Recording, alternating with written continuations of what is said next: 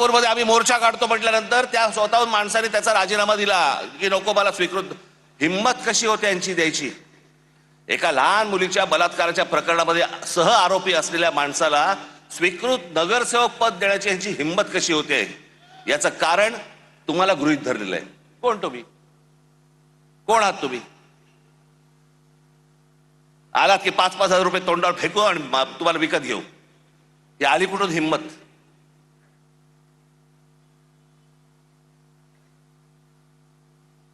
काल मी सांगितलं भ्रष्टाचाराचे आरोप आमच्यावरती करतायत. छगन भुजबळांना जेलमध्ये टाकणारे हेच देवेंद्र फडणवीस.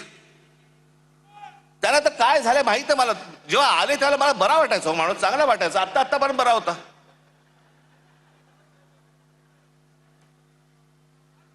काल मी जो बोललो ती रसमलाई आली होती, तो सांगतोय की मुंबईचा आणि महाराष्ट्राचा काही संबंध नाहीये. हे स्वतः सांगतोय आणि फडणवीस म्हणतात नाही तो असं काही बोललाच नाही. त्याचा तो अर्थच होत नाही म्हणे. मला असं वाटायचं की फडणवीसांना इंग्रजी कळतं. पण कसं आहे, खोटं बोलत राहायचं, खोटं बोलत राहायचं. त्याला वाटतं ह्याच्यातनं लोकांना वाटेल की बाबा नाही खोट्याचं खरं करता येतं. नाही होणार. आता उठतोय खाली की मुंबई महाराष्ट्राची नाही म्हणून नाही. तो असं बोललाच नाही म्हणे. त्याचा म्हणे तो अर्थच होत नाही. किती खोटं बोलायचं, काय मर्यादा? कोणासाठी करताय हे तुम्ही? कशासाठी करताय हे?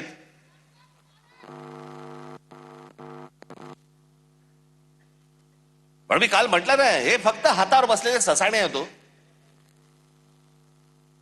जाऊन फक्त पक्षी मारून आणणे. पक्षी ससाणा हा फक्त पक्षी मारून आणतो.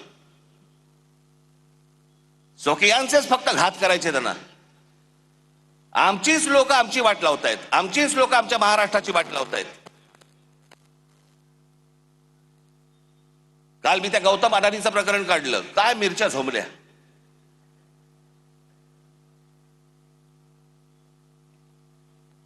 आणि काय पुढे सुरू केलं तर राज ठाकरेंचा माझा आणि गौतम अडाणीचा एक फोटो. बरं, मग पुढे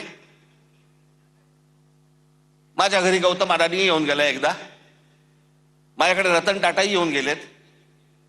माझ्याकडे मुकेश अंबानी येऊन गेलेत. माझ्याकडे आनंद महिंद्राही येऊन गेलेत. अनेक उद्योगपती येऊन गेलेत. अनेक फिल्म मधले कलाकार येऊन गेलेत. घरी येऊन गेले म्हणून त्यांची काय पापं झाकायची का मी?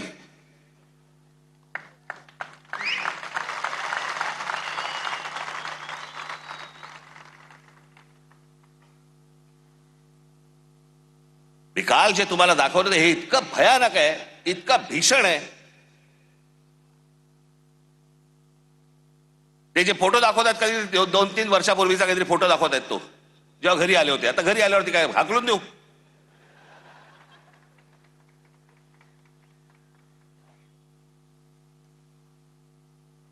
ज्या वेळेला या महाराष्ट्रावरती संकट येईल, ज्या वेळेला या मुंबई ठाणा आमच्या शहरांवरती संकट येईल, राज ठाकरे दोस्ती बिस्ती बघणार नाही कुठे.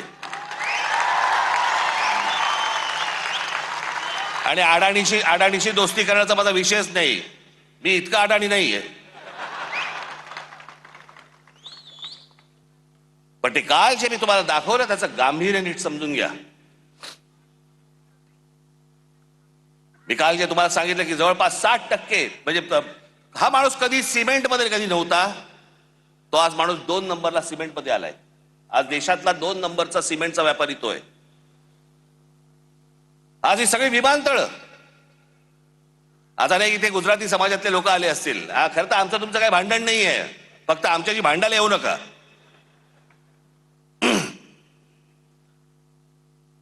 हे जे डाव रचतायत याच्या विरोधात खरं तर इथल्या गुजराती समाजाने उभं राहिलं पाहिजे. त्यांच्या विरोधात